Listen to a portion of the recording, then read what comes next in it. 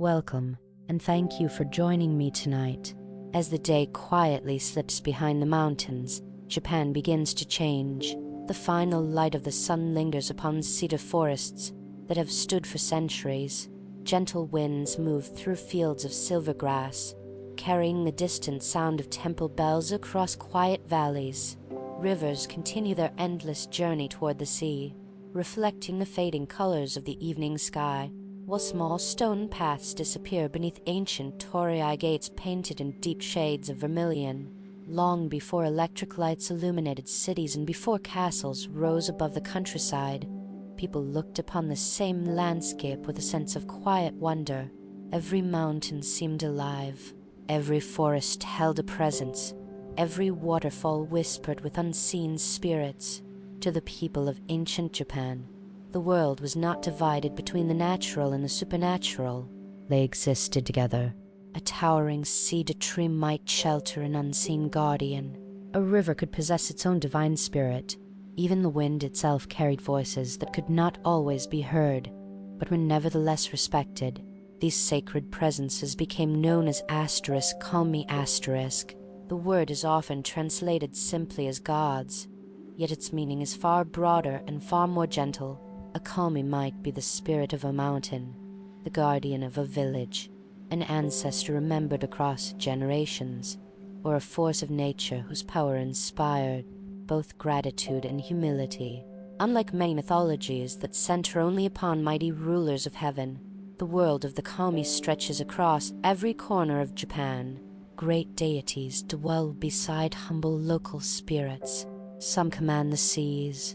Others watch over rice fields, scholarship, music, prosperity, or peaceful homes. Over many centuries, these beliefs grew into what we now know as Shinto, often translated as the way of the gods. Rather than demanding exclusive worship or strict doctrine, Shinto developed as a living relationship between people and the natural world. Seasonal festivals celebrated changing harvests. Families offered prayers for health and safe journeys. Travelers paused beneath shrine gates before continuing along mountain roads. Even today, millions of people continue these traditions. Visitors wash their hands beneath flowing water before entering a shrine. Wooden prayer plaques gently sway beneath temple eaves. White paper streamers dance softly in the breeze, marking places believed to be touched by sacred presence.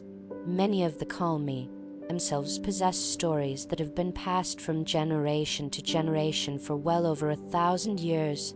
Some are wise, some are playful, some make mistakes.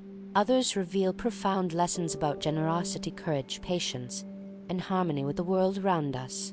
Tonight, we will leave behind the age of emperors and samurai, and instead wander into the quieter realm where foxes may serve divine messengers, dragons rule beneath the sea, scholars become gods after death, and blossoms remind humanity that even the most beautiful moments are wonderfully brief. Rather than following a single continuous story, this journey will introduce the remarkable beings who have quietly watched over Japan through countless generations. Their legends are not always loud adventures. Often they are thoughtful reflections, carried gently through mountain villages, shrine courtyards, peaceful harbors, and moonlit forests. So find a comfortable place to rest.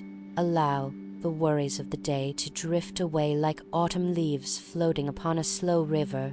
As lanterns begin to glow beneath the shrine gates and the evening breeze moves softly through the cedar branches, let us step into the timeless world of the kami.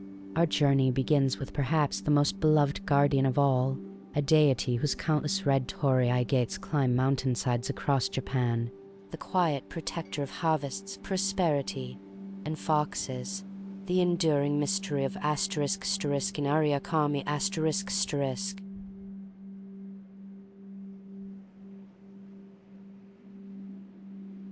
Before travelers ever catch sight of one of Japan's great shrines, they often notice something else first. A line of brilliant vermilion gates winding gently up a wooded hillside.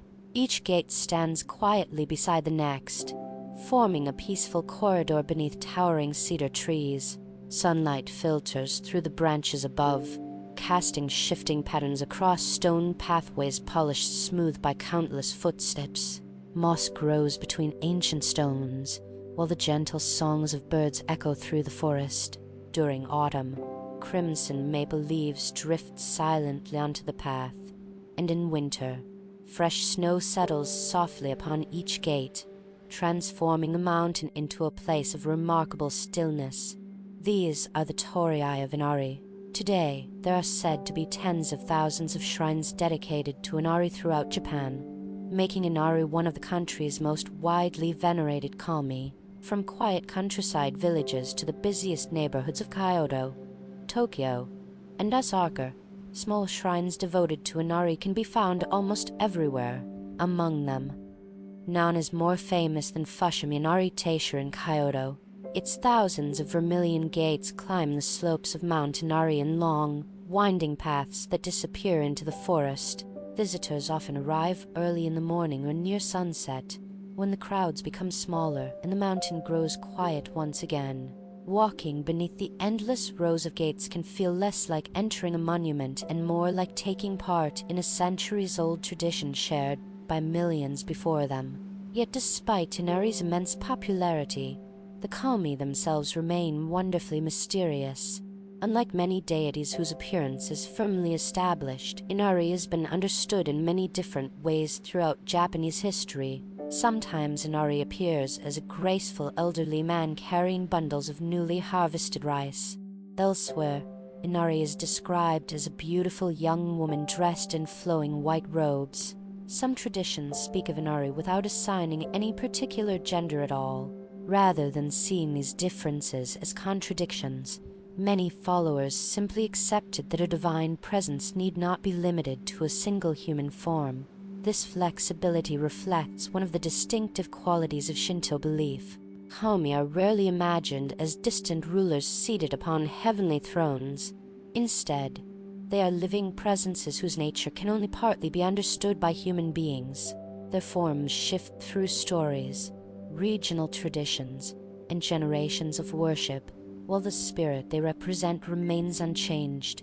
The earliest traditions surrounding Inari were closely connected with rice.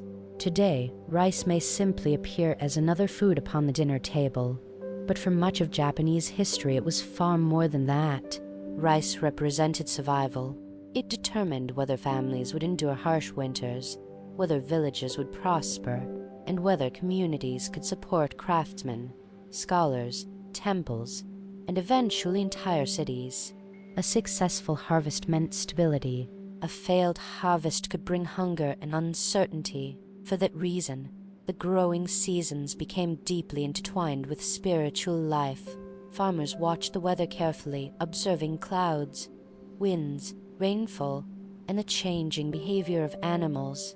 Before planting began, prayers were offered for fertile fields. When autumn finally arrived, communities gathered to celebrate successful harvests with songs, dances, and offerings of freshly gathered rice. Over time, Inari became the guardian most closely associated with these hopes. Yet the story of Inari did not remain confined to agriculture. As Japan slowly changed, so too did the understanding of the kami. Villages became towns, trade routes expanded, markets grew busier. Craftsmen produced pottery, textiles, paper, lacquerware, and fine metalwork. Merchants transported goods between distant provinces, while travelers carried ideas as well as merchandise from one region to another. With these changes came new hopes and new uncertainties. People began praying not only for healthy crops, but also for successful businesses, safe journeys, prosperous trade, and good fortune in daily life. Gradually, Inari's sphere of protection widened alongside Japanese society itself. By the Edo period, merchants opening new shops often placed small Inari shrines nearby. Craftsmen sought blessings before beginning important commissions. Families prayed for household prosperity, while travelers paused briefly beneath shrine gates before setting out along mountain roads. Even today, many modern businesses continue this tradition. Office buildings may contain small rooftop shrines dedicated to Inari. Restaurant owners quietly offer rice or sake before opening for the day. Large corporations sometimes maintain shrines that have existed since the earliest years of their companies. The practices themselves have evolved over centuries, yet the quiet desire remains remarkably familiar. People continue asking for enough to care for those they love. Perhaps no symbol of Inari is more recognizable than the fox. Visitors approaching an Inari shrine almost always encounter pairs of fox statues standing watch near the entrance. Their expressions appear calm rather than threatening.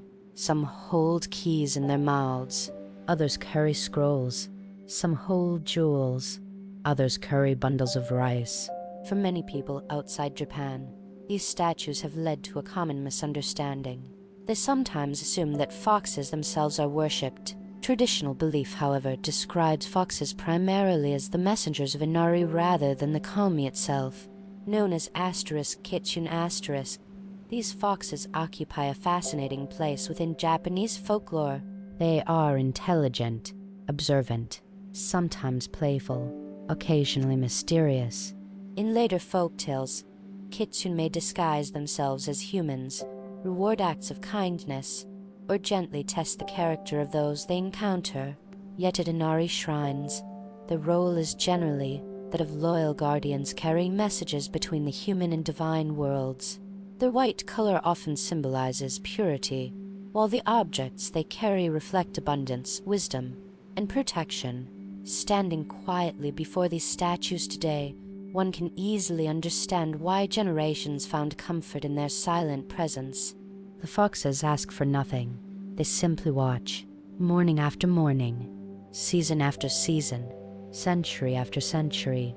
As mist drifts through the shrine grounds and the first sunlight reaches the torii gates, they remain patiently where they have always been, greeting every traveler who passes between the ordinary world and a place considered sacred. For many visitors, the experience is not defined by dramatic miracles or extraordinary visions. Instead, it is found in something much quieter: the cool touch of mountain air, the scent of cedar after gentle rain, the rhythmic sound of footsteps upon ancient stone, the distant ringing of a shrine bell carried softly through the forest. Moments like these remind us that much of Shinto's beauty lies not in grand displays of divine power, but in cultivating a deeper awareness of the world itself. As our journey continues, we leave behind the peaceful forests of Mount Inari and travel toward another kami whose story reaches far beyond rice fields and mountain shrines. Our next destination lies where waves meet the horizon, where tides conceal magnificent underwater palaces, and where dragons are said to rule the endless sea. There we will meet the ancient sea deity known as Ryūjin***, whose realm stretches beneath the rolling waters that have long surrounded the islands of Japan.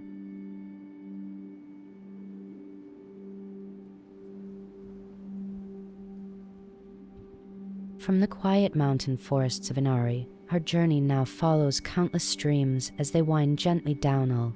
The narrow rivers gather together, becoming broader and calmer as they pass through villages where water will slowly turn beside rice fields. Children once played along these riverbanks while fishermen prepared their small wooden boats for another day upon the water.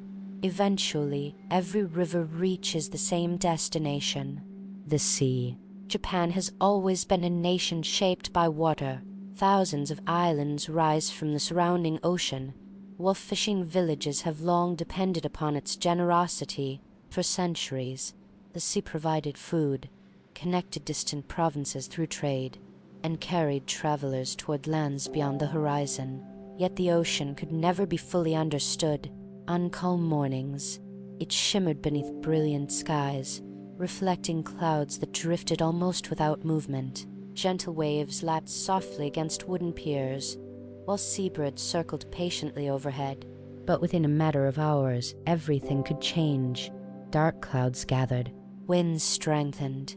The peaceful rhythm of the waves became restless. Great storms swept across the water, reminding every sailor that the sea possessed a power far beyond human control. It is perhaps no surprise, then, that people imagined a mighty kami dwelling beneath those endless waters. His name was Ryūjin, Often translated simply as the Dragon King, Ryūjin occupies a unique place within Japanese mythology. Unlike dragons in many Western traditions, who are frequently portrayed as creatures to be feared or defeated, East Asian dragons have long carried very different meanings. They are closely connected with water, with rain, with rivers, with lakes, with the change in weather that sustains both crops and communities. Rather than representing destruction alone, dragons often symbolize balance, authority, wisdom, and the immense forces of nature that no person can command. Ryūjin is imagined as the sovereign of the oceans themselves. His home lies beneath the waves within a magnificent palace known as Yugujo, the Dragon Palace. Descriptions of this palace vary across different traditions, yet many share the same quiet sense of wonder. Coral pillars rise like crimson forests. Pearls illuminate vast halls with gentle light. Sea turtles glide peacefully through crystal waters surrounding the palace, while colorful fish move among gardens unlike anything found upon land. Some stories imagine walls adorned with precious shells that shimmer with every movement of the tide. Others speak of roofs fashioned from coral and jade, where light filters down through the sea above in soft shades of blue and green. Although such descriptions belong to mythology rather than history, they reveal something deeply human. People have always wondered what lies beneath places they cannot easily reach. Just as mountains inspired thoughts of sacred beings above the clouds, the mysterious depths of the sea invited equally vivid imaginations below the surface. Among Ryūjin's most remarkable treasures are objects known as the tide jewels. These sacred jewels possess extraordinary abilities. One jewel causes the tide to rise, the other causes it to fall. Together, they symbolize mastery over the movement of the sea itself. Rather than viewing these objects merely as magical artifacts, they also reflect an ancient awareness of the ocean's rhythms.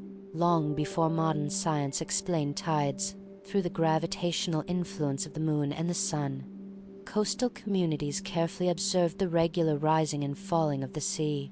Fishing, travel, and commerce all depended upon understanding these patterns. By placing such power within the hands of Ryūjin, mythology offered an elegant explanation for one of nature's most constant yet mysterious cycles.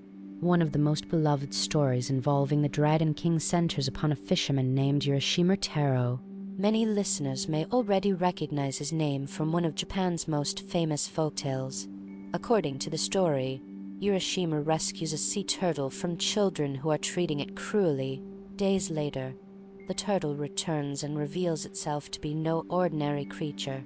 It serves Ryūjin's daughter, Princess Ōkami, and invites the fisherman to visit the dragon palace beneath the sea. There, Urashima enters a realm unlike anything he has ever known. Time seems almost suspended. Music fills the halls. Gardens bloom with every season at once. Spring blossoms, summer greenery, autumn leaves, and winter snow exist together in perfect harmony. The palace becomes a place of extraordinary peace. Yet even in paradise, the gentle passage of time remains one of the story's central themes.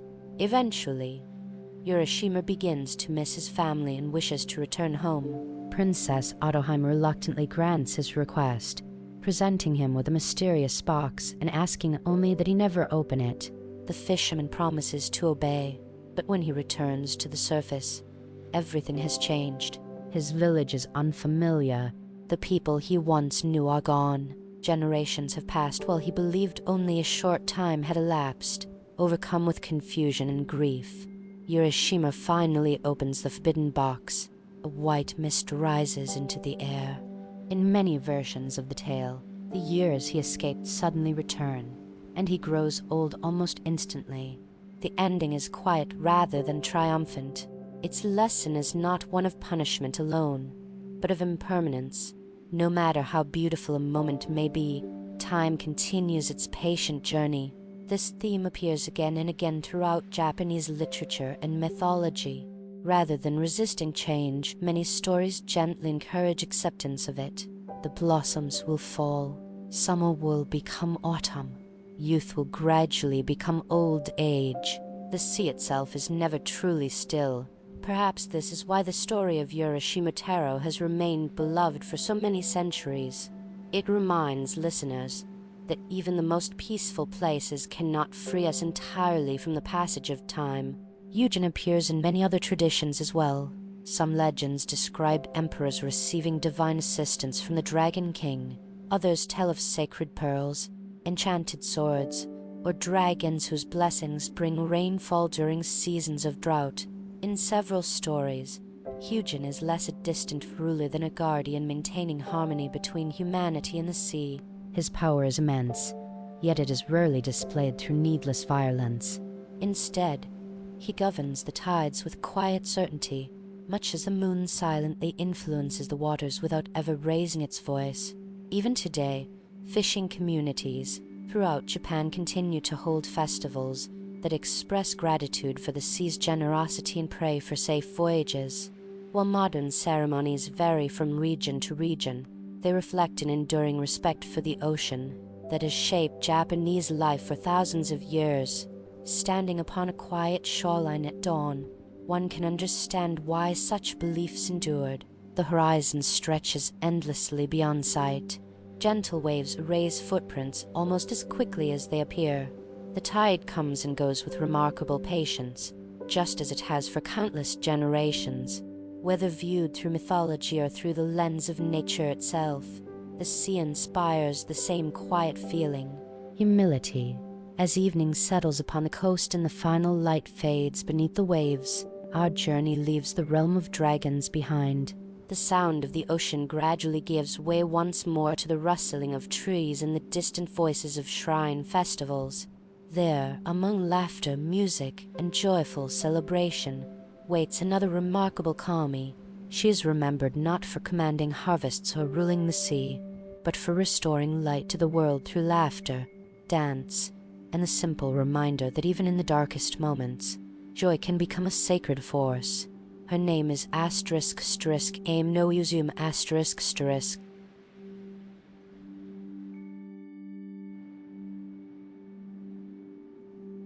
As the sound of distant waves fades behind us, the path once again leads inland. The forests grow denser, towering cedars rise high above the earth, their branches moving gently with every passing breeze. Small streams weave quietly between moss-covered stones before disappearing beneath wooden bridges worn smooth by centuries of footsteps. Lanterns begin to glow outside modest shrines as evening settles across the countryside, while the fragrance of cypress and damp earth fills the cool mountain air. It is here, among places where nature and devotion quietly meet, that we encounter one of the most beloved figures in Japanese mythology. Unlike the mighty dragon kings who rule beneath the sea or the guardians of harvests who watch over rice fields, this kami possesses an entirely different kind of strength. She carries neither sword nor spear. She commands no great armies. Instead, she reminds both gods and people that laughter itself may hold extraordinary power. Her name is Ame-no-Uzume no Mikoto, though she is often known simply as Ame-no-Uzume. She is remembered as the kami of joy, celebration, dawn, dance, and performance. Many historians also regard her as one of the earliest divine patrons of ritual dance, making her an important figure in the origins of several Japanese performing traditions. Her story is inseparable from one of the most famous episodes in all of Japanese mythology. Yet to understand her importance, we must first return briefly to a moment when the heavens themselves fell into darkness. Earlier in our journey through Japan's creation myths, we met the radiant sun goddess Amaterasu and her younger brother Susanoo. The relationship between them was never simple. Susanoo, passionate and unpredictable, often allowed his emotions to overcome his judgment. His reckless behavior caused increasing distress throughout the heavenly realm. According to the *Kajiki* and the *Nihon Shoki*, his actions eventually became so destructive that Amaterasu withdrew from the world entirely. Seeking peace from the chaos around her, she entered a sacred cave known as Ame-no-Uzume. Then she sealed its entrance with an enormous stone. The moment the cave closed, the light of the sun vanished. Darkness spread across both heaven and earth. The crops ceased to grow. The rhythms of day and night disappeared.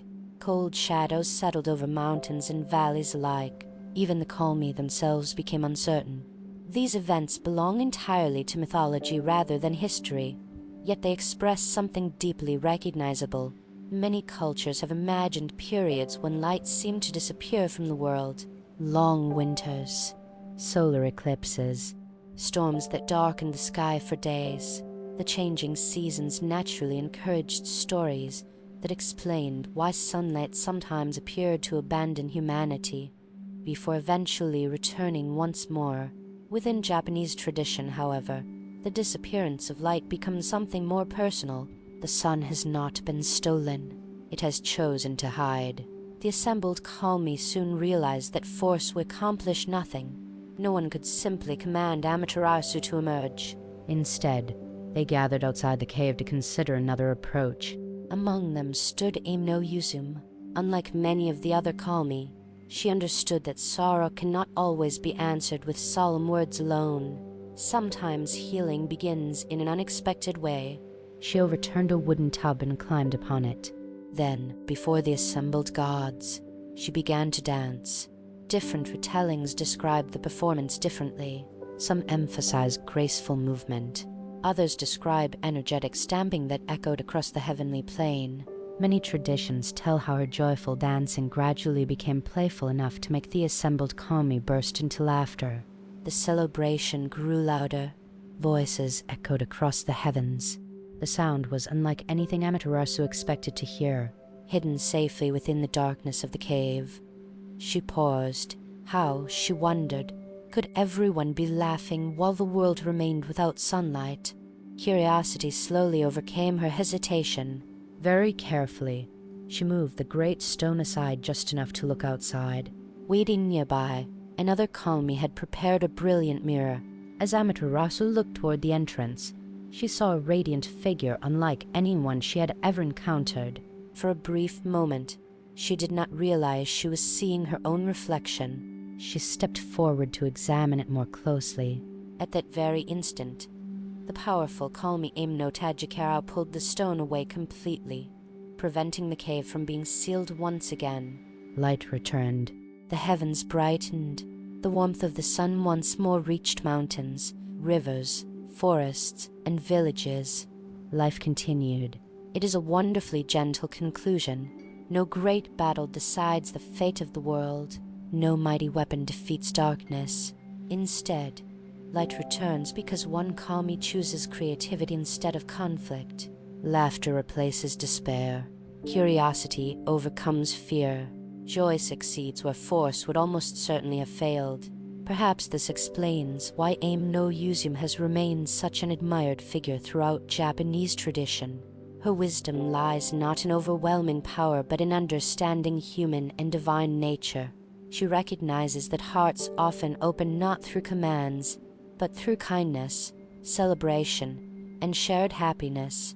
Her story also reveals something important about Shinto itself. Many religious traditions place solemnity at the center of worship. Shinto certainly possesses moments of quiet reverence. Visitors bow respectfully before shrine buildings. Hands are washed beneath flowing water. Prayers are offered with sincerity. Yet festivals, music, dance, and communal celebration also occupy an essential place. Joy is not considered separate from the sacred. Quite the opposite. In many cases, celebration becomes one of the most meaningful expressions of gratitude toward the Kalmi. Across Japan, seasonal festivals known as *Matsuri* continue this tradition today. Villages and cities alike decorate their streets with lanterns. Portable shrines are carried through neighborhoods. Traditional musicians fill the air with the sounds of drums and flutes. Children laugh while families gather beneath summer skies illuminated by fireworks. Although every festival possesses its own local customs, many share the same quiet purpose: to strengthen the relationship between people, community, nature, and the Kalmi. In these joyful gatherings, one can almost imagine the spirit of Ame-no-Uzume smiling gently nearby, not because every celebration must be perfect, but because people continue finding reasons to gather together despite the passing of generations. Her influence extends beyond mythology into the performing arts as well.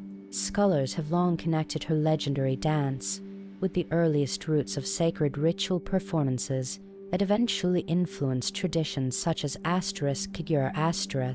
These ceremonial dances, still performed at many shrines today, preserve the idea that movement, music, and storytelling can become offerings in themselves. Rather than entertaining audiences alone, they create moments of connection between the human world and the sacred.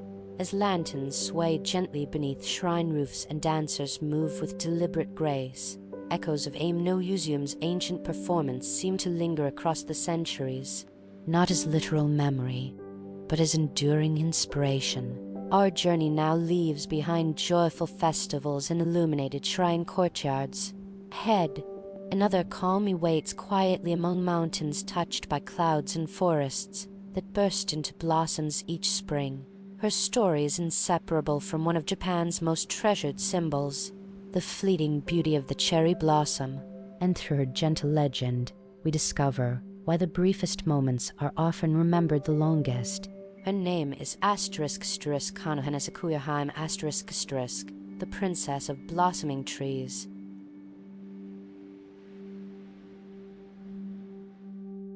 As festivals slowly fade into the quiet distance and the rhythm of ceremonial drums becomes little more than a memory carried by the evening breeze, our path begins to climb once again. The forests grow cooler. Streams fed by melting snow tumble gently over smooth volcanic stones before disappearing into valleys below. High above the trees, mountains rise into drifting clouds, their peaks changing with every season. During winter, they rest beneath blankets of snow. In summer, deep green forests cover their slopes. Yet when spring finally arrives, something remarkable begins to happen.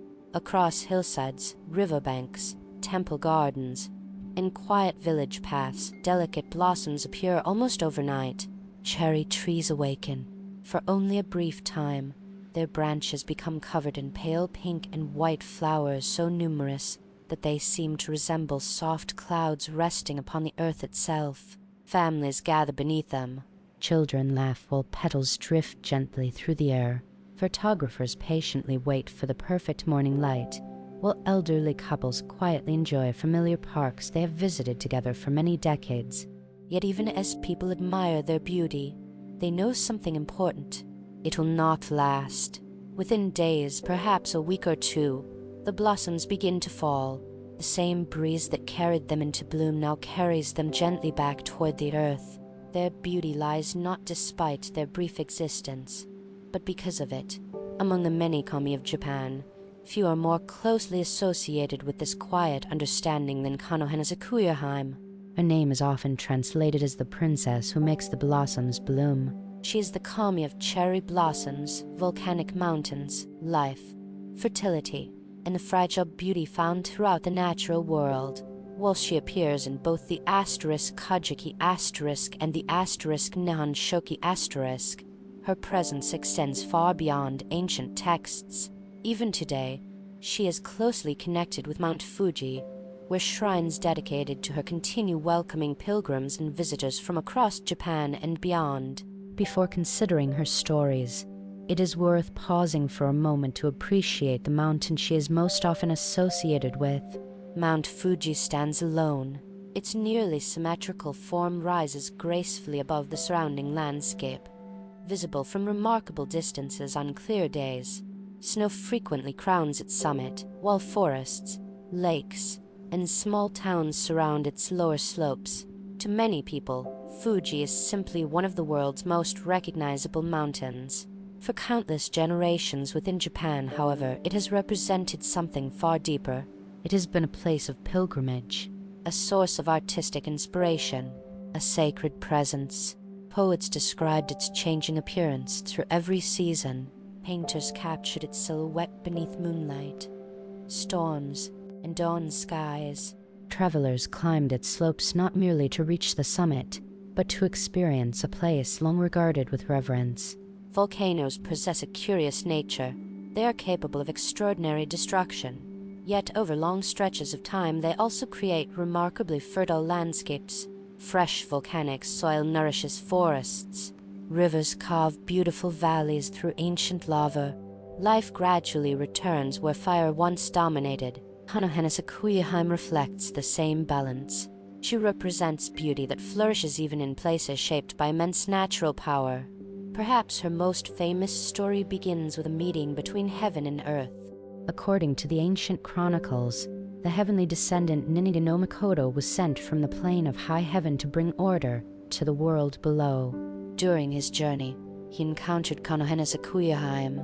He was immediately captivated by her beauty and wished to marry her. Her father, the mountain deity Omoikane, gladly accepted the proposal, yet he offered something unexpected. Alongside Konohanasakuya-hime, he also presented her older sister, Iwanarga-hime. The sisters symbolized very different aspects of existence. Konohanasakuya-hime embodied blossoms, youth, grace, the vibrant beauty of life. Iwanarga-hime represented enduring stone, longevity, permanence, strength that remains unchanged across ages. Ninigi, however, accepted only Konohanasakuya-hime. He returned Iwanarga-hime to her father. The decision deeply disappointed the mountain kami. According to the legend, had both sisters been accepted, the descendants of Ninigi would have enjoyed lives as enduring as stone while also possessing the beauty of blossoms. Instead, because only Konohanasakuya-hime became his wife, humanity inherited beauty that fades and lives that eventually come to an end. Modern readers may interpret this story in many different ways. It is not presented as historical explanation but as mythic reflection. Like many ancient traditions, it seeks to answer questions that every generation eventually asks. Why does beauty disappear? Why is life so brief? Why must even the happiest moments eventually pass? Rather than offering logical arguments, mythology answers through symbols. Stone remains, blossoms fall. Human life resembles the blossoms. There is quiet wisdom within this image. The cherry blossom has become one of Japan's most enduring cultural symbols precisely because it reminds people that beauty and impermanence are inseparable. If the blossoms remained forever, perhaps they would no longer inspire the same quiet appreciation. Because they disappear so quickly, each spring becomes precious. People make time to pause beneath the trees. They gather with friends and family. They notice moments that might otherwise pass unnoticed. This awareness gradually became woven into Japanese art, literature, and philosophy. Centuries later, Buddhist ideas concerning impermanence would also resonate deeply with this appreciation. Although Konohanasakuya-hime herself belongs to the much older traditions preserved within Shinto mythology, the two traditions often existed side by side throughout Japanese history, influencing one another while remaining distinct. Another remarkable legend surrounding Konohanasakuya-hime speaks of courage and unwavering resolve.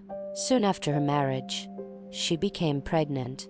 Because the child arrived so quickly, Ninigi questioned whether he was truly the father. The accusation deeply wounded her.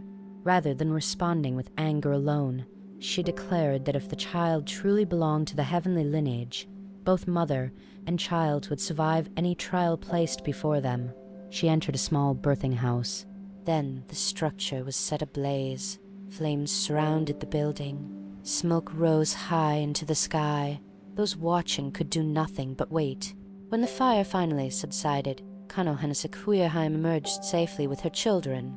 Within the language of mythology, the story demonstrates divine legitimacy and steadfast faith rather than serving as a literal historical event. Fire often symbolizes purification across many cultures, and here it becomes the means through which truth is revealed. Today, visitors climbing Mount Fuji may encounter shrines dedicated to Konohanasakuya-hime along ancient pilgrimage routes. Many people offer quiet prayers for safe journeys, healthy families, or simply a moment of gratitude while standing before the mountain. Whether they approach from the forests below or eventually reach the summit above the clouds, the experience often carries the same peaceful feeling that has drawn pilgrims for centuries. As sunlight slowly rises across Fuji's snowy peak, the mountain appears almost timeless. Yet each spring, the blossoms bloom once again. Each autumn, their leaves return to the earth. Even mountains change, though their rhythms unfold across far longer stretches of time than our own lives. Perhaps that is the gentle lesson Konohanasakuya-hime continues to offer, to cherish what is beautiful while it is here, to accept that every season has its own quiet purpose, and to understand that endings do not diminish beauty, they often give it meaning. As blossoms drift softly upon the mountain breeze, our journey turns once more toward another Ōkami whose wisdom lies not in flowers or festivals, but in thoughtful counsel. When the gods themselves face difficult decisions, there is one figure they turn to for careful judgment and patient understanding. His name was Omoikane, the Ōkami of wisdom, knowledge, and thoughtful reflection.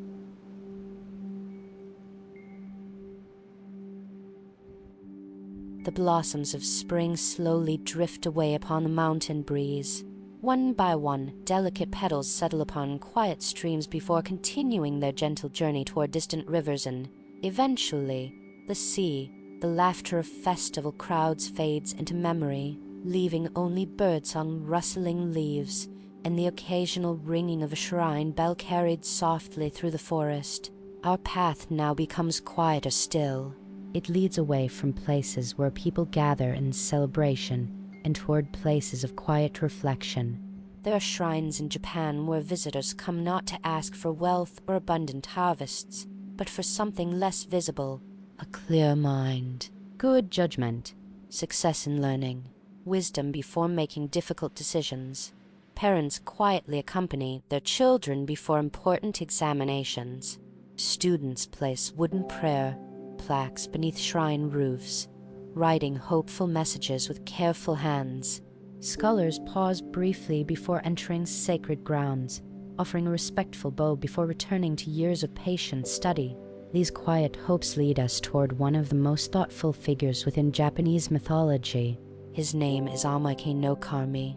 He is remembered as the Ōkami of wisdom, intelligence, careful planning, and thoughtful counsel. Unlike many other Ōkami whose stories involve magnificent journeys, dramatic transformations, or extraordinary displays of divine power, Omoikane is known for something remarkably simple. He thinks. At first glance, this may not appear especially dramatic, yet within Japanese mythology, thoughtful reflection often proves just as powerful as strength itself. The name Omoikane is commonly understood to relate to the act of deep consideration.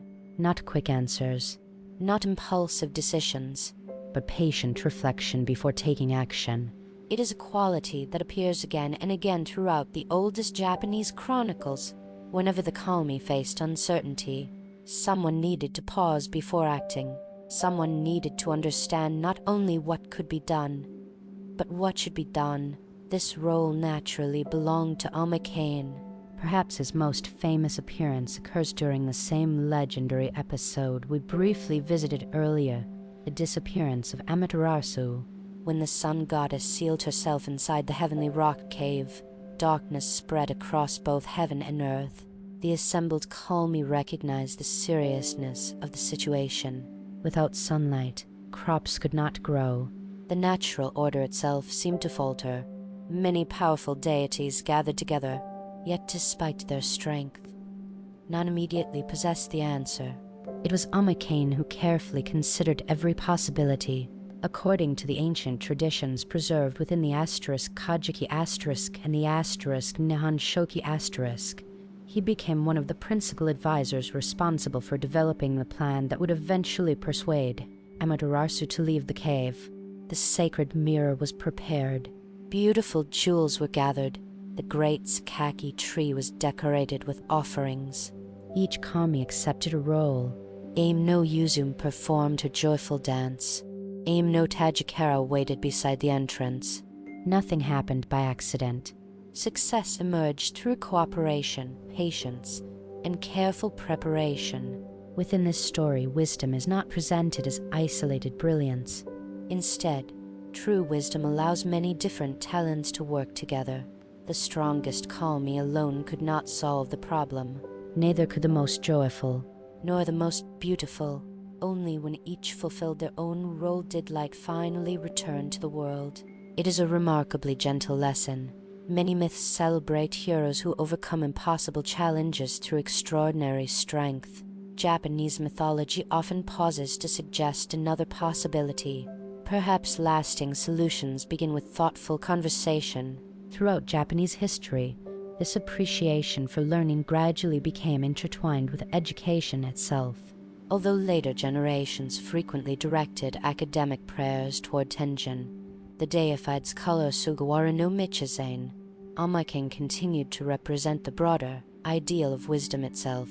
Knowledge was never understood merely as collecting facts. Rather, wisdom meant knowing how and when to use knowledge well. There is an important difference between the two. A person may possess great learning yet make poor decisions. Another may know relatively little but act with compassion, patience, and sound judgment. The stories surrounding Omoikane quietly remind listeners that true wisdom requires both understanding and humility. This idea appears throughout Japanese culture in many different forms.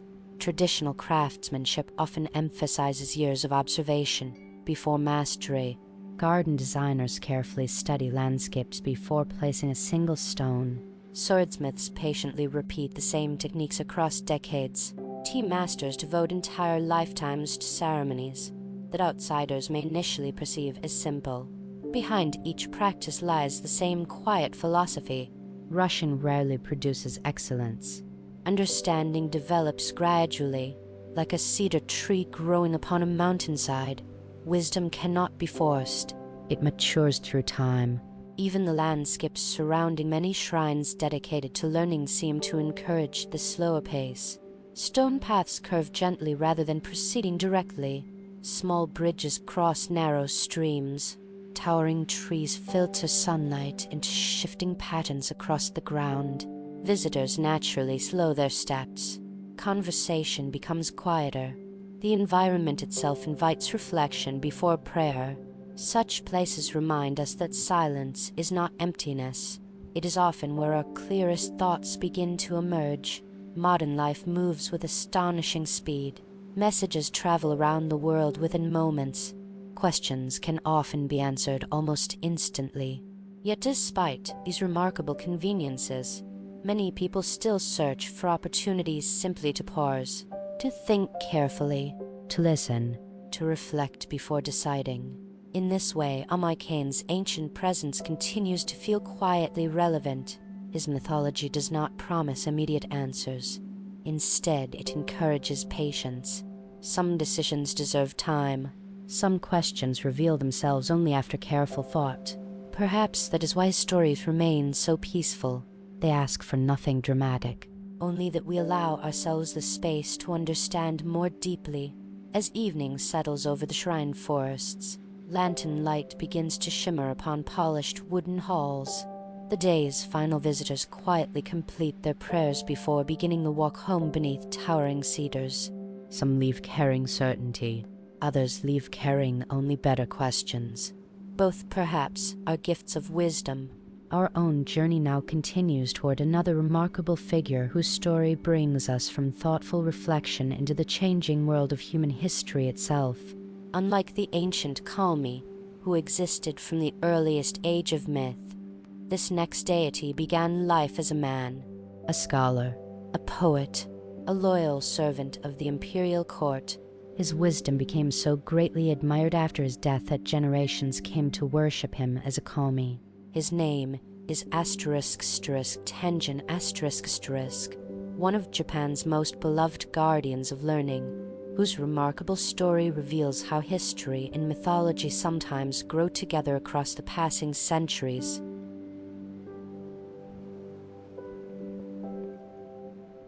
As twilight settles gently over the shrine dedicated to Omoikane, the forest becomes wonderfully quiet. The final rays of sunlight disappear behind distant hills, while lanterns begin to cast warm pools of light across wooden walkways polished smooth by countless generations of visitors. Somewhere beyond the trees, the soft call of a night bird echoes through the evening air, and the fragrance of blooming plum trees drifts quietly upon the breeze. It is beneath these blossoms that our journey arrives at one of Japan's most remarkable stories. Unlike nearly every kami we have met so far, this figure did not begin as a divine being dwelling among the heavens. He was born into the human world. He lived a human life. He experienced success, disappointment, injustice, and sorrow. Only after his death did generations come to honor him as a kami. His human name was Sugawara no Michizane ***. Today, however, millions know him simply as Tenjin ***. His story reminds us that Japanese tradition has long held deep respect not only for strength or noble birth, but also for learning, integrity, and the written word. Sugawara no Michizane was born in the 9th century during the Heian period, an age when the imperial court in Kyoto flourished as one of the world's most sophisticated cultural centers. Poetry was admired as highly as political skill. Elegant handwriting reflected careful education. Scholars devoted themselves to Chinese literature, philosophy, history, and government. Within this refined world, Michizane quickly distinguished himself. He came from a family of respected scholars, and from an early age demonstrated extraordinary talent for learning. His mastery of classical literature earned admiration throughout the court, while his poetry revealed both technical brilliance and genuine sensitivity toward nature. Many of his surviving poems remain quietly beautiful even today. Rather than celebrating grand victories or worldly ambition, they often pause to notice changing seasons, drifting blossoms, distant mountains, or the quiet sadness that accompanies the passing of time. In this, Michizane reflected many of the qualities that would later become deeply associated with Japanese literature itself. Learning, for him, was never separated from observing the natural world. As his reputation grew, so too did his responsibilities. He rose through the ranks of the imperial government, eventually becoming one of Emperor Daigo's most trusted advisors. Yet court life during the Heian period was rarely simple. Powerful aristocratic families often competed for influence. Political alliances shifted. Rivalries quietly developed beneath the surface of elegant ceremonies and carefully written correspondence. Among the most influential families stood the Fujiwara clan. Their political authority had shaped court affairs for generations. Whether every accusation against Michizane's rivals was entirely justified remains uncertain to historians, for the surviving records reflect both political perspectives and later interpretations. What is clear, however, is that Michizane eventually became court within struggles for power far beyond his control. In the year 901, he was accused of plotting against the emperor. Modern historians generally regard these accusations as politically motivated rather than supported by convincing evidence. Instead of receiving a fair opportunity to defend himself, Michizane was removed from office and sent into exile far from the capital. His destination was Dazefu on the island of Kyushu. For a man who had devoted his life to scholarship and public service, the punishment was devastating. He left behind the city he loved. He left behind friends, colleagues, and the court where his talents had flourished. Most painfully, he left behind the plum trees whose blossoms had long inspired his poetry. One of the most beloved legends connected to Michizane tells of one particular plum tree standing in the garden of his Kyoto residence. According to tradition, the tree missed its master so greatly that it uprooted itself and flew through the skies to join him in exile. Today, visitors to Dazefu Tenmangu Shrine can still see a celebrated plum tree associated with this story. Whether understood as literal miracle or poetic legend, its meaning is unmistakably gentle. It speaks of loyalty, of remembrance, of bonds that distance cannot easily break. Michizane never returned to Kyoto. He died in exile only a few years later. For many, his story might have ended there, Yet it was only the beginning of his transformation. Not long after his death, a series of unexpected misfortunes struck the capital. Lightning damaged important buildings. Fires broke out. Several prominent political figures who had opposed Mythology died unexpectedly.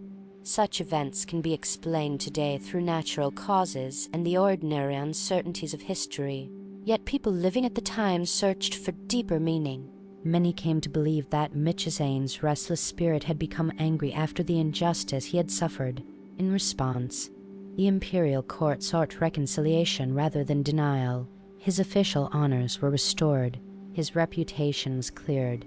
Shrines were established in his memory. Gradually, fear gave way to reverence. Rather than remembering him as a wronged official alone, people began honoring him as a protective kami.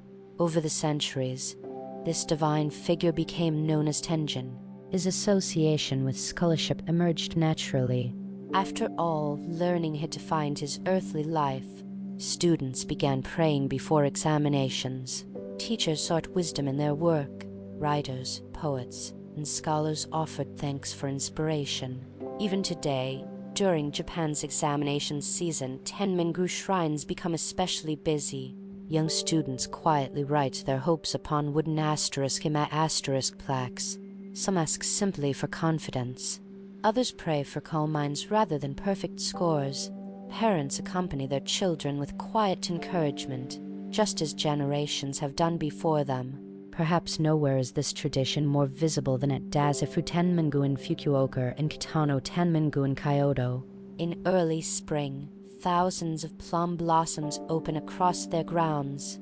Unlike cherry blossoms, which often symbolize life's brief beauty, plum blossoms bloom while winter still lingers. They appear before many other flowers. For this reason, they have long represented perseverance, resilience, and hope. It is difficult to imagine a more fitting symbol for Mythology himself. His life was marked by hardship, yet his legacy continued to blossom long after his death. His story also illustrates something distinctive about Japanese religious tradition. Shinto has never existed as an entirely fixed collection of beliefs. Over many centuries, remarkable individuals, local traditions, and historical events sometimes became woven into the wider spiritual landscape. Tenjin stands at that fascinating meeting point between recorded history and enduring faith. Unlike the ancient myths of creation, his life can be studied through historical documents, yet the reverence surrounding him belongs to the living traditions of shrine worship that continue today. As evening deepens across the shrine grounds, visitors slowly return home beneath rows of softly glowing lanterns. The scent of plum blossoms lingers in the cool night air. Some carry hopes for tomorrow's examinations. Others simply pause for a final moment of gratitude before passing beneath the great torii gate. Our own journey now turns toward the final kami of this collection. He is remembered not for scholarship alone, nor for harvests, blossoms, or the sea. Instead, he has quietly watched over travelers, guided wandering souls, and stood at the crossroads between roads both seen and unseen. His name is Sarutahiko Ōkami, the great guide whose presence reminds us that every journey, no matter how long, begins with a single step into the unknown.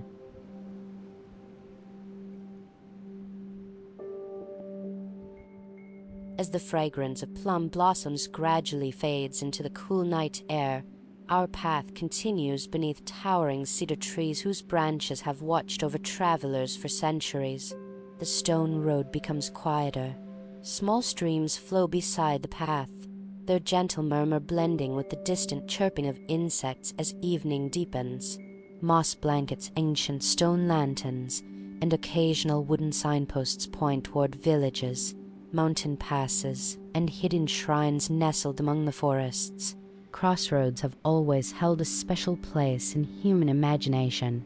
Long before detailed maps and modern roads, every journey depended upon choosing a direction.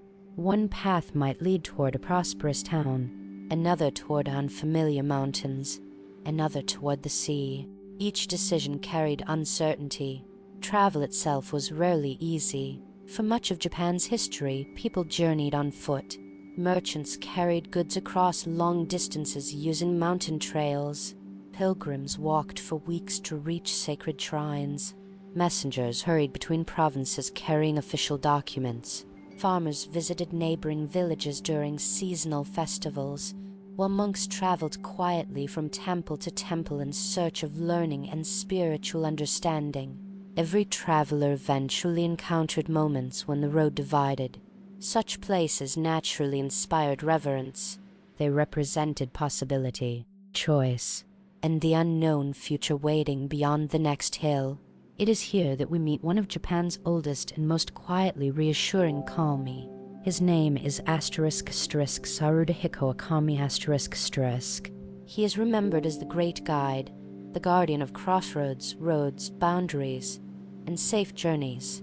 Unlike deities associated with harvests, storms, or the changing seasons, Sarutahiko's presence is closely tied to movement itself. He watches over those who begin new paths, whether those paths are physical roads stretching across mountains or the unseen journeys that shape a person's life. His guidance is said to remain constant. One of the earliest appearances of Sarutahiko occurs in the ancient chronicles during the descent of Ninigi no Mikoto from the plane of high heaven. As we learned during the story of Konohanasakuya-hime, Ninigi was sent from the heavenly realm to govern the lands below.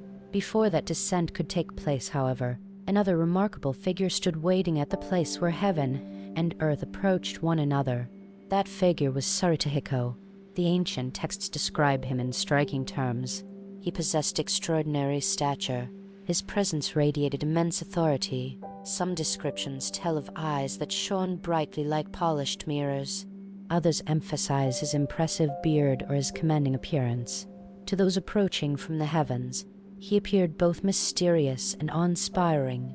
Yet despite this imposing image, Sarutahiko was not an enemy. Instead, he had come for a simple purpose: to guide. Rather than obstructing the heavenly procession, he offered direction, ensuring that the journey between realms could unfold safely and properly. In this role, Sarutahiko represents something beautifully universal. Every journey becomes easier when someone familiar with the road walks ahead. Throughout history, experienced guides have helped travelers cross dangerous mountain passes, navigate dense forests, and safely reach unfamiliar destinations. The guide cannot walk the path for another person, but they can help reveal the way. This gentle symbolism has remained central to Sarutahiko's identity for centuries. He is not remembered as a conqueror. He does not command armies or wage great battles. Instead, his strength lies in helping others move forward with confidence. Another important figure soon enters his story.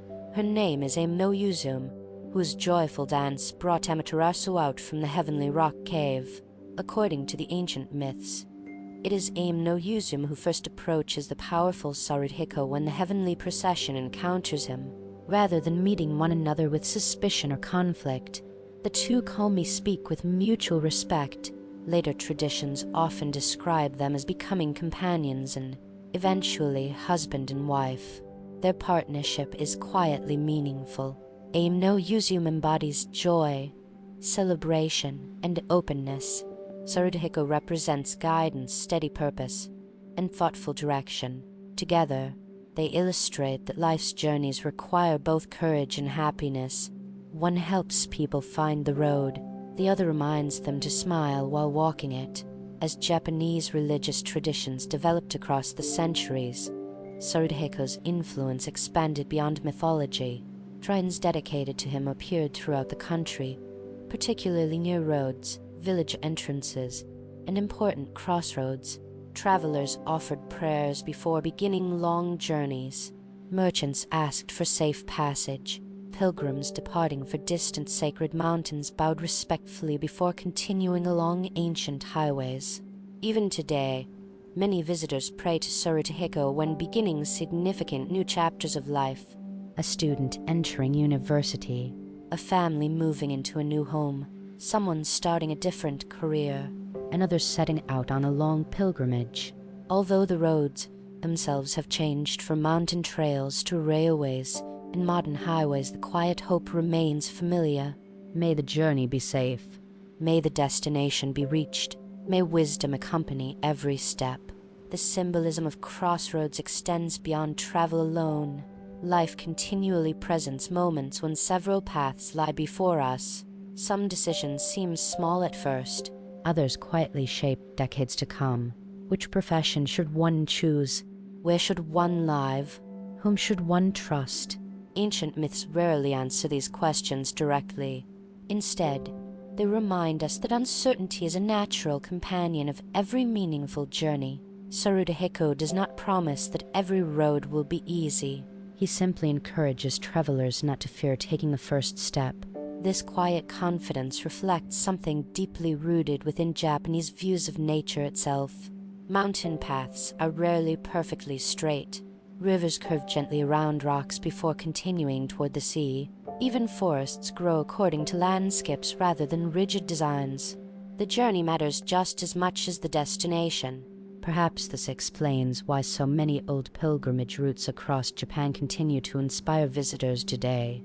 Walking becomes an act of reflection. Each step slows the mind. The changing scenery encourages gratitude for small moments that might otherwise pass unnoticed.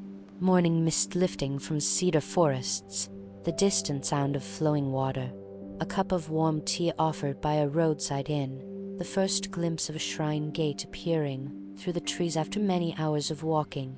These experiences gradually become part of the journey itself. Sarutahiko's presence seems especially fitting in such places, not because every traveler expects a miraculous encounter, but because every journey benefits from quiet guidance.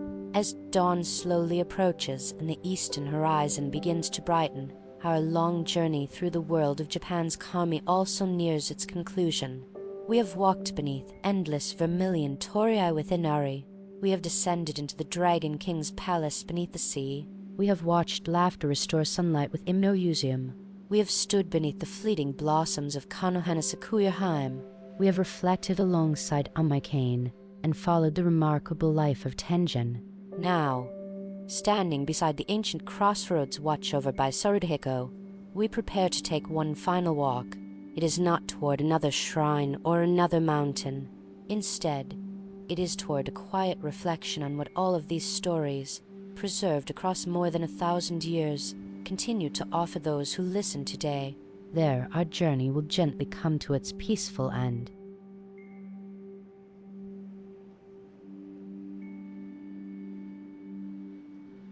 Our journey has carried us across mountains, through forests, beneath the sea, and into the oldest stories that have shaped Japan's understanding of the sacred. Now, as the first light of dawn slowly begins to brighten the eastern horizon, the world around us grows wonderfully still. A cool breeze stirs the branches of ancient cedar trees. Morning mist drifts lazily through quiet valleys before gradually lifting toward the surrounding hills. Birds begin their first songs of the day, while somewhere in the distance, the soft ringing of a shrine bell marks the arrival of another peaceful morning. The path before us grows level.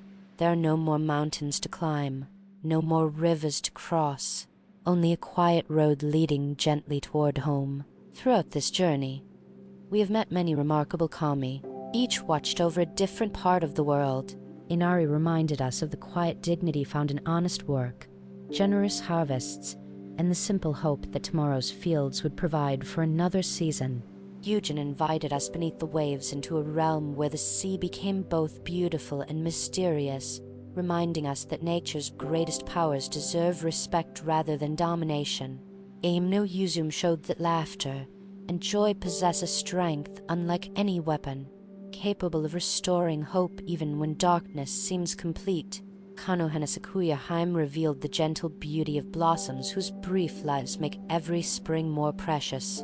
Omoikane encouraged thoughtful reflection before action, reminding us that wisdom often grows in silence rather than haste. Tenjin demonstrated that learning, integrity, and perseverance may continue inspiring generations long after a single human life has ended.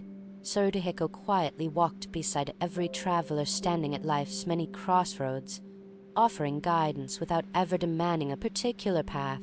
Each story differs. Each kami possesses their own character, yet together they reveal something much larger. Unlike many mythological traditions that focus primarily upon distant battles between gods, much of Shinto's oldest mythology quietly turns our attention back toward the world itself, toward forests, toward rivers, toward mountains, toward changing seasons, toward the ordinary rhythms of daily life. The sacred is rarely imagined as existing far beyond human reach. Instead, it is discovered within places that people encounter every day. A flowing stream, a great tree standing alone upon a hillside, a stone weathered by countless winters, the first blossom of spring, the final leaf of autumn. For centuries, this perspective encouraged people to approach nature not simply as something to be used, but as something worthy of gratitude and respect. This does not mean that every mountain or every tree was believed to contain a kami in exactly the same way. Rather, the natural world itself became a place where the presence of the divine could be quietly felt. It is a perspective that invites careful attention, to notice, to pause, to appreciate. Perhaps this is one reason these ancient stories continue to resonate so deeply. Even in a rapidly changing world, forests still grow, the tides still rise and fall.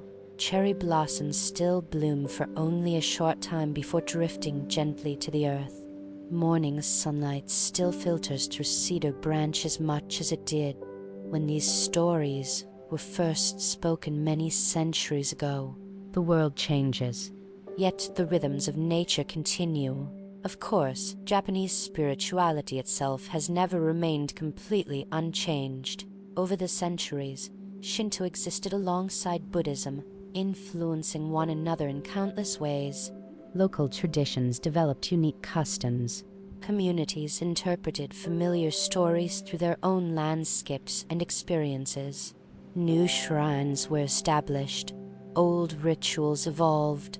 Historical figures such as Tenjin gradually became part of Japan's living spiritual heritage, rather than remaining fixed.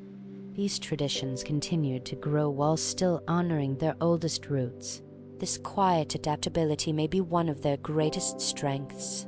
Instead of insisting upon a single unchanging interpretation, many stories simply invite each generation to listen once again, to discover new meaning without forgetting the past. Today, millions of people visit shrines throughout Japan for many different reasons. Some arrive during New Year's celebrations. Others pray before examinations or important milestones. Many simply come seeking a few moments of peace away from the movement of everyday life.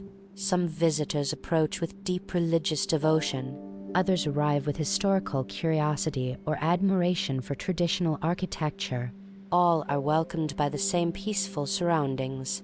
The gentle sound of flowing water at the purification basin, the quiet creaking of wooden shrine buildings, the scent of incense drifting softly through cool air, the patient rhythm of footsteps upon gravel paths.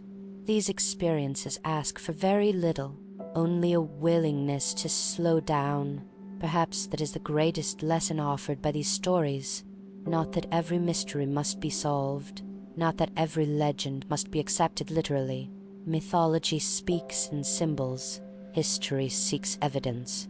The two serve different purposes, yet both help us understand the people who came before us.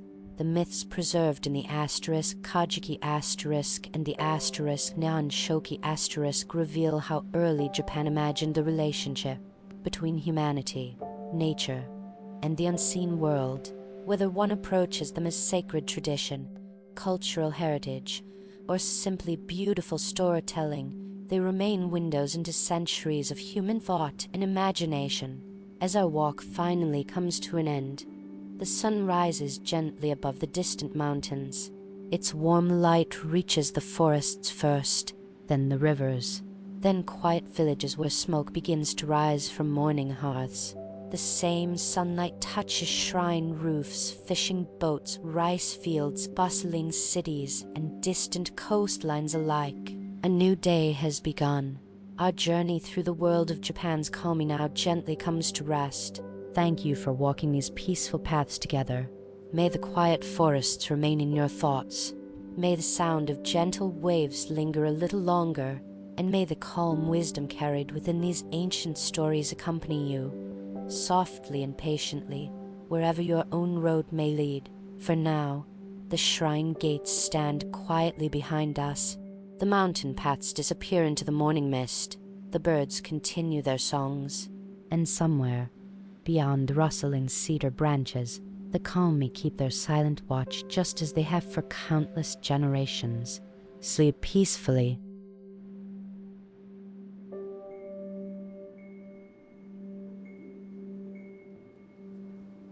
Welcome, and thank you for joining me tonight.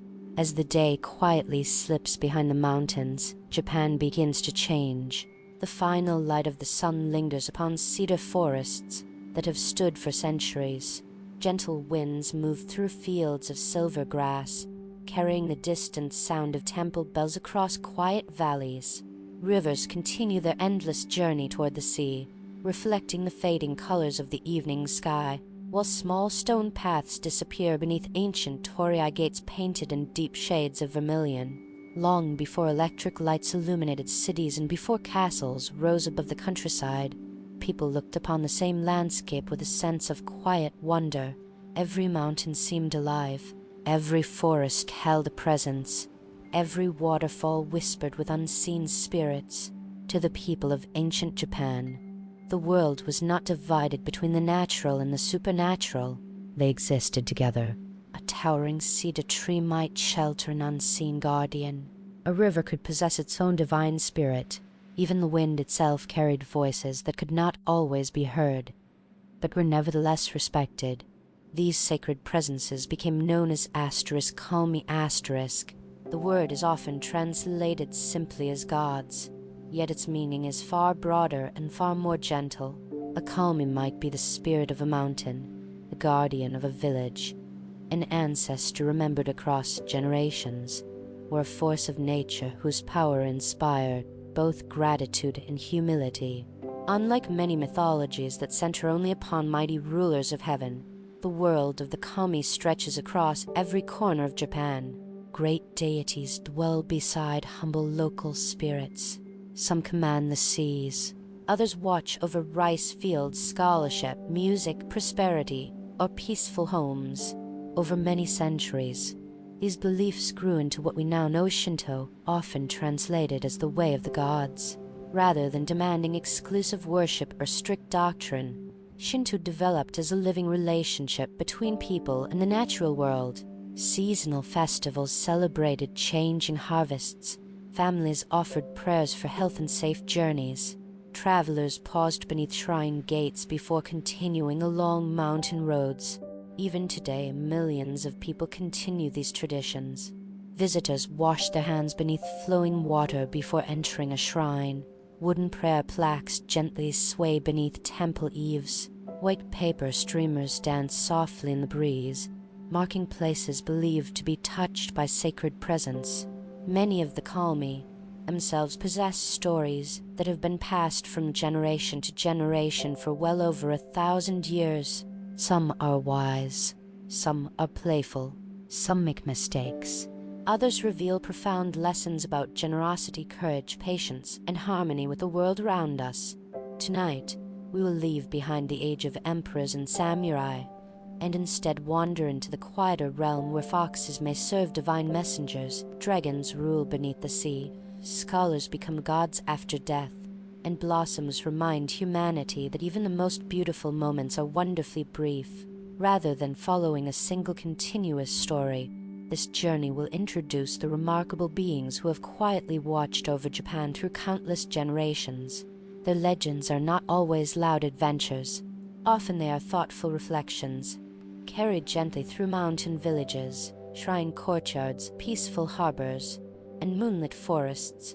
So find a comfortable place to rest. Allow the worries of the day to drift away like autumn leaves floating upon a slow river. As lanterns begin to glow beneath the shrine gates and the evening breeze moves softly through the cedar branches, let us step into the timeless world of the Ōkami. Our journey begins with perhaps the most beloved guardian of all, a deity whose countless red torii gates climb mountainsides across Japan, the quiet protector of harvests, prosperity, and foxes, the enduring mystery of ****Inari Ōkami ****.